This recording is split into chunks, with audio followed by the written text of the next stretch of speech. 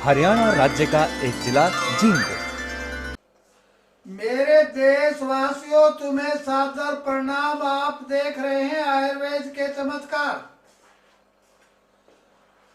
आज मैं आपने जो हमारे को फोन किए हैं उनका जवाब दे रहा हूं। मेरे अपने भारतवर्ष में काफी जड़ी बूटियां होती हैं और मेरे देश के किसान के खेत में होती हैं। उनमें से एक जड़ी बूटी है बथुआ। बथुए के बारे में जो मैं बता रहा हूं, मेरे अपने भारतवर्ष के अंदर आजकल बथुआ खेतों में खूब पैदा हो गया है, परंतु इसका लोग प्रयोग नहीं करते। मैं उनको समझा रहा हूं, उनको मैं दिखा रहा हूं। बथुआ जो है लीवर के लिए एक रामबाण है। अगर आपको बुखार हो जाता है, कई बार लीवर पर छोटी छोटी फुंसियां हो जाती हैं, गर्म दवाई खाते हो, एंटीबायोटिक दवाई खाते हो, जो बथुआ है अच्छी तरह से लीवर की गांठ को पिघला देता है। और जो बथुआ है एक पाचक है और बथुआ अच्छी तरह से भूख बढ़ाता है। बथुए के अंदर आयरन है जो आपके बच्चों के लिए एक रामबाण है। मेरे देशवासियों, तो सर्दी के समय में बथुए का प्रयोग करना चाहिए। आज मेरे देश की माताएं, मेरे देश के भाई और बहन क्या करते हैं? कहते हैं बवासीर हो गई। मेरा देश का किसान, मेरे देश का उन्नत किसान क्या करता है? बथुआ उसके खेत में है, डॉक्टर के सामने जाकर गिड़गिड़ाता है, मुझे बचाओ। अरे बथुए का प्रयोग कर लो, हमेशा के लिए क्या हो जाएगी, बवासीर समाप्त हो जाएगी। मेरे अपने भारतवर्ष में किसान के पास इतनी जड़ी बूटियां हैं, इनका प्रयोग कर लो तो बिल्कुल अच्छी तरह से वो अपने जीवन का निर्वाह कर सकता है। जिस तरह से लोगों का पेट भर देता है, इसी तरह से वो इलाज भी कर सकता है।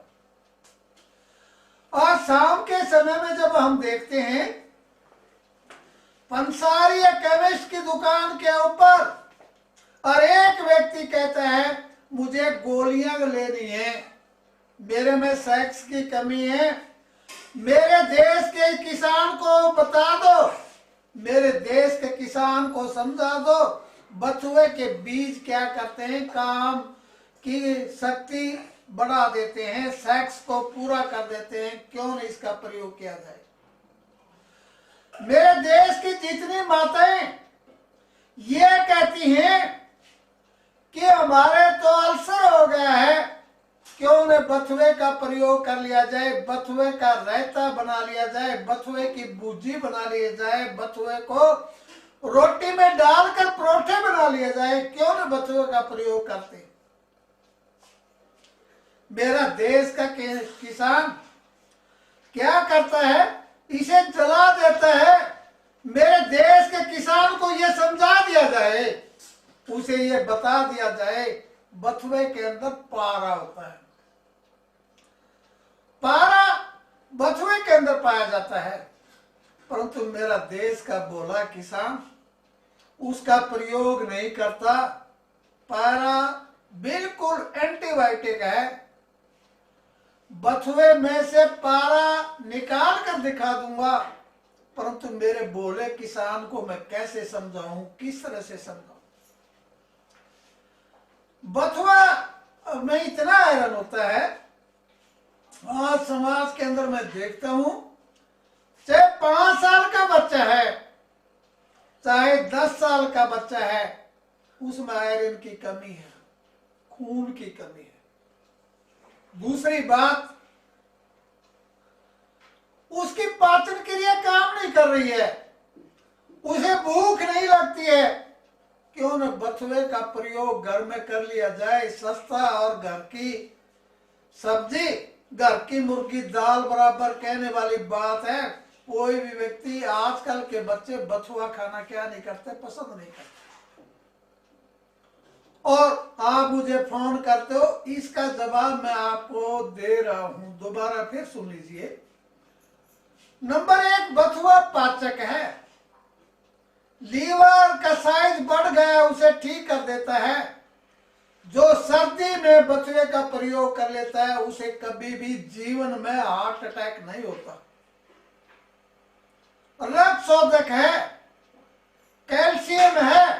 आपके बच्चों का कद रुक गया है तो अच्छी तरह से बथुआ खिलाइए। आपका नौजवान बेटा है जिसकी शादी होने वाली है, उसको अच्छी तरह से बथुए की भुर्जी, बथुए का रायता, बथुआ अन्य सब्जी के साथ बथुए के परोठे क्यों नहीं खिलाते, उसके सभी कमियां दूर हो जाएगी। ये मेरा अपना फोन का जवाब है। मेरे अपने देश के अंदर हम अपनी चीजों को छोड़ रहे हैं, दूसरी चीजों को अपना रहे हैं। जैसे सर्दी में ज्यादा आलू और गोभी, पहले सर घर में बाई है, शरीर जकड़ा हुआ है, गठिए से है, परंतु बथुए का तो का नाम नहीं लेते। ये मेरा जवाब था फोन के ऊपर। और जिन मर्दों के अंदर नामर्दी की कमी है, क्यों न बथुए के बीज का प्रयोग कर लिया जाए। नामर्दी हमेशा के लिए क्या हो जाती है, समाप्त हो जाती है। ये बात मैं बार बार बता रहा हूं और समझा रहा हूं। और बथुए का हमें क्या करना चाहिए, प्रयोग करना चाहिए, इस तरह से प्रयोग करना चाहिए।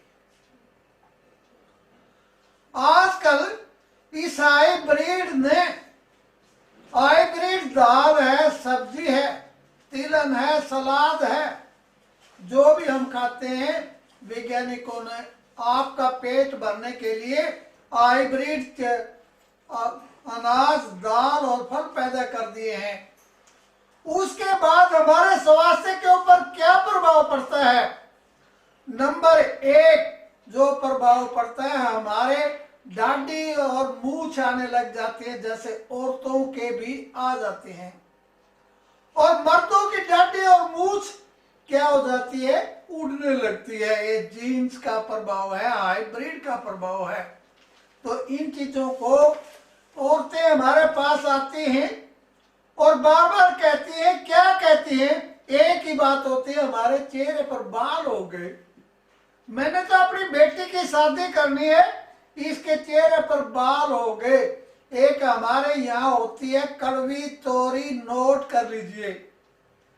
कड़वी तोरी छोटा साइज इतना ही होता है। उस कड़वी तोरी का रस लगाने से जो चेहरे पर बाल आ जाते हैं औरतों के, वो हमेशा हमेशा के लिए क्या हो जाते हैं, ठीक हो जाते हैं। ये बातें हम आपको बार बार बता रहे हैं और बार बार हम आपको क्या कर रहे हैं, सिखा रहे हैं। अगर किसी मेरी देश की बेटी के चेहरे पर बाल आ जाएं, अनचाहे बाल हो जाएं, उनको हम ये बार बार कहते हैं, तो हमेशा हमेशा के लिए क्या करना चाहिए, किस तरह करना चाहिए, वो कड़वी तोरी का रस चेहरे पर लगा लें, बाल हमेशा के लिए क्या हो जाते हैं, खत्म हो जाते हैं। ये आपने पूछा था, इसका इलाज है, घर में इलाज है, जंगल में मिल जाती है या पंसारी के मिल जाती है। अगर सूखी तोरी मिल जाती है, कड़वी तोरी मिल जाती है, उसको उबाल कर चेहरे पर लगाने से बाल क्या हो जाते हैं, ठीक हो जाते हैं। एक भाई ने फोन किया था, हमारे बच्चे को नक्सीर आ जाती है, नाक से खून गिरता है। उनको हम बता दें, समझा दें, उनको ये बता दे, आपके बेटे के खून के अंदर गर्मी है, गर्म चीजें खा रहा है, तड़वी चीजें खा रहा है, चाउमीन खा रहा है या बाजार की चटपटी चीजें खा रहा है, खून के अंदर गर्मी होगी।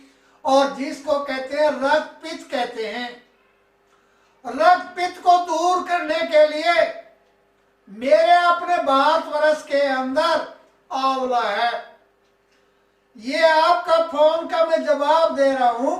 अगर आपके बेटे को, आपके पति को, आपकी बेटी को, या आपकी सास को, या आपके दादाश्री को क्या होता है, नक्सीर आती है, तो उसे आंवला खिला दीजिए, आंवला खिला दीजिए, आंवला खिला दीजिए। नक्सीरी हमेशा के लिए क्या हो जाएगी, बंद हो जाएगी। ये बातें हम आपको बार बार बताते हैं, बार बार समझाते हैं। कुछ व्यक्तियों ने पूछा था, जब भी रोगी होता है उसे दवाई देते हैं और दवाई देने के बाद उसे उल्टी हो जाती है, और उल्टी होने के बाद जो भी दवाई देते हैं वो सारी की सारी दवाई बाहर आ जाती है। उन व्यक्तियों को मैं समझा रहा हूं, उनकी पाचन क्रिया या अमाशय के अंदर गर्मी है और सारी दवाई, गर्म दवाई बाहर आ जाती है, या कोई भी दवाई देते हैं उसे उल्टी लग जाती है। दवाई आपके पास है, दवाई आपके घर या गांव में है, अच्छी तरह से पीपल की टहनी, जो पीपल होता है, अपना वृक्ष होता है जो सबसे ज्यादा ऑक्सीजन देता है, उसके टहनी को उबाल कर आप अच्छी तरह से रोगी को पिला दे, तुरंत ही क्या हो जाएगी, उसकी उल्टी बंद हो जाएगी। ये बातें हम आपको बार बार बता रहे हैं। मेरे देश के अंदर जो चेहरे पर लाली थी वो दिन प्रतिदिन समाप्त होती जा रही है। ये बातें हम आपको बार बार बता रहे हैं, बार बार आपको सिखा रहे हैं। इन चीजों का हमने ध्यान करना चाहिए और अच्छी तरह से मानना चाहिए। प्राचीन समय में मेरे अपने 22 वर्ष में और एक माता या बेटी पीपल को अच्छी तरह से क्या करती थी, अच्छी तरह से उसके पास जाकर के दीपक लगाती थी, उसकी परिक्रमा करती थी, और उसके शरीर के अंदर जितने भी दोष होते थे, वात पित्त कफ समाप्त हो जाता था। क्योंकि पीपल वृक्ष तो है, एक देवता भी है जो 24 घंटे हमेशा क्या करता है, हमें ऑक्सीजन देता है, ताजी शुद्ध हवा देता है। इसलिए हमें पीपल के पास जाना चाहिए। ये बातें हमारे दिमाग में हैं। जो हम इन चीजों को मानते हैं, जो हम इन चीजों को समझते हैं, तो पीपल की राख हो या पीपल की टहनी हो, उसे उबाल कर अगर आप दे देते हैं तो रोगी को अच्छी तरह से क्या वमन होती है, उल्टी होती है, वो बिल्कुल शांत हो जाती है। ये बातें हम आपको बार बार बताते हैं। आजकल हर एक घर की एक समस्या बन गई है, और समस्या भी किस प्रकार की है। हर एक कहता है कि मेरा बच्चा कमजोर है, और इतना कमजोर है, दुबला पतला है, पढ़ाई में मन नहीं लगता है, अरे इसका शरीर ही कमजोर है, इसमें खून की कमी है, इसका स्वास्थ्य अच्छा नहीं है, तो इसका दिमाग कैसा अच्छा होगा। मेरे देश के भोले किसान, तुम्हारे आसपास सतावर होती है, आसपास कोई पहाड़ी होगी, आसपास कोई जंगल होगा, और उसके अंदर सतावर होती है, तो सतावर को अच्छी तरह से अपने दुबले पतले बच्चे को दूध में उबालकर या इसका चूरन बनाकर अच्छी तरह से, अगर मान ले दूध से पहले चूरन खा करके, मात्रा कितनी है, एक स्वस्थ व्यक्ति के लिए आधा चम्मच है, ऊपर से दूध पी लिया जाए, उसका शरीर हाथी के समान हो जाता है, मजबूत हो जाता है। जिसका शरीर मजबूत होगा उसमें खून होगा, रक्त संचार सही होगा, पाचन क्रिया ठीक होगी, और पूर्ण रूप से रक्त होगा, तो ऐसा करने के बावजूद मेरे अपने देश के अंदर एक अच्छे स्वास्थ्य की लहर आएगी, अच्छे स्वास्थ्य होगा, बच्चे दिमागी होंगे, खिलाड़ी खेल सकेंगे और गोल्ड मेडल भारत में ला सकेंगे। दूसरी बात, जिन माताओं के बच्चा पैदा हो जाता है उनके सतनों में दूध नहीं होता। ऐ भारत माता, तेरे सतनों में दूध नहीं होता तो मेरे मन भी रोता है।